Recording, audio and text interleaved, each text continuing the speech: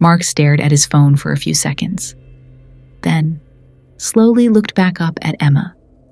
The tension in the room was thick enough to feel. Emma tried to keep her voice steady. "Everything okay?"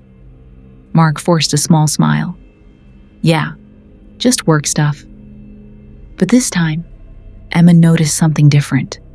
His hands were shaking. That night, Emma couldn't sleep. Mark lay beside her, breathing slowly, pretending to be asleep. But Emma could tell he wasn't. Every few minutes, he shifted slightly, as if his mind was racing too. Emma stared at the ceiling in the darkness.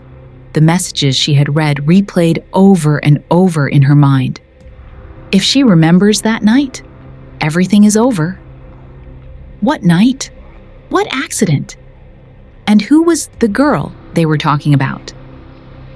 The more she thought about it, the more a cold feeling spread through her chest. Because deep down, Emma knew something terrible had happened.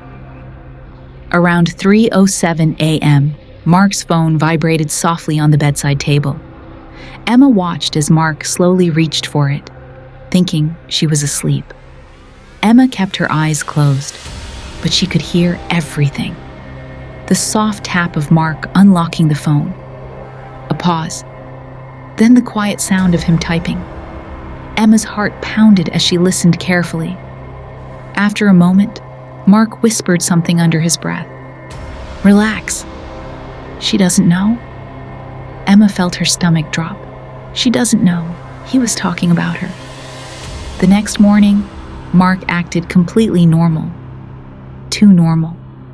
He made breakfast, kissed Emma goodbye, and left for work. But something about his behavior felt rehearsed, like he was trying too hard to act casual. Emma stood by the window, watching his car disappear down the street. Her mind was spinning, because she knew one thing for certain now. Mark was lying. And whatever he was hiding, it had something to do with a girl who didn't remember something. Emma spent most of the day trying to distract herself. But curiosity can be powerful. And once a question enters your mind, it rarely leaves. By the afternoon, Emma had made a decision. If Mark wouldn't tell her the truth, she would find it herself. Later that evening, Emma noticed something unusual. Mark received a message, and this time, he didn't notice she was standing behind him. The message appeared briefly on his screen. The same name Emma had seen before. Lena. Her heart skipped. Mark quickly locked the phone again, but Emma had already seen enough. Because the message preview read, "We can't delay anymore. She might remember soon." That evening at dinner, Emma watched Mark carefully. Every movement, every reaction. He seemed distracted.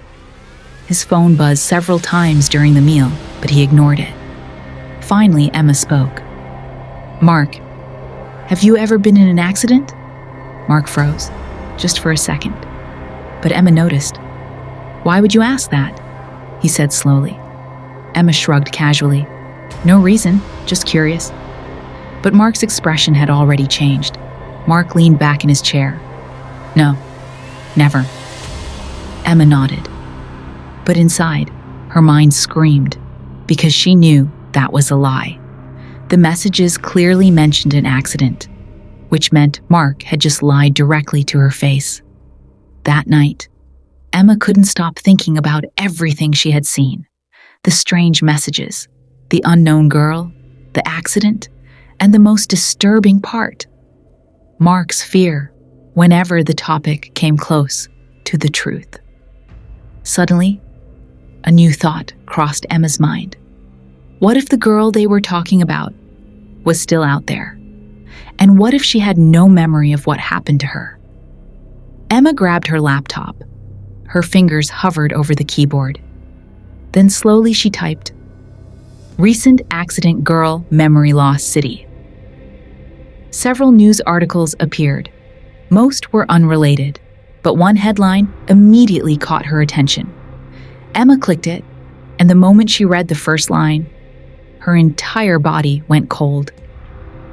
Young woman found injured after hit-and-run accident 3 weeks ago. Emma's heart pounded. 3 weeks ago. That was exactly when Mark started acting strange. Emma read the article carefully. The victim had survived the accident, but there was one disturbing detail. She had lost her memory. The police were still investigating who was responsible, because the driver had disappeared. No witnesses, no license plate, nothing. Emma slowly leaned back in her chair, her hands trembling, because suddenly, everything started making sense. The messages, the accident, the girl who couldn't remember. Emma felt a wave of dread crash over her, because one horrifying possibility had just formed in her mind. What if Mark wasn't just hiding a secret? What if he was the one who hit her?